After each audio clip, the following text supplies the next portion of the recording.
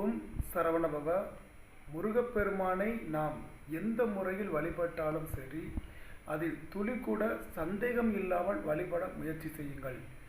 ஏதாவது ஒரு விரதத்தையோ ஏதாவது ஒரு பூஜை முறையோ நீங்கள் செய்கின்றீர்கள் என்றால் அதில் துளி கூட சந்தேகம் கொள்ளாதீர்கள்.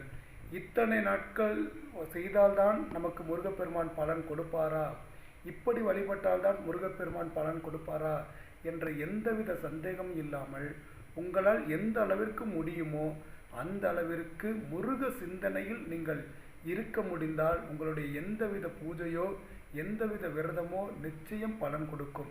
எனவே மனதில் சந்தேகமின்றி ஒவ்வொருவரும் இப்படி சொல்கிறார்களே அப்படி சொல்கின்றார்களே என்ற குழப்பம் இல்லாமல் உங்களுக்கு தெரிந்த முறையில் முருக சிந்தனையோடு முடிந்தளவு இருந்து முருகப்பெருமானை வழிபட்டு வாருங்கள்.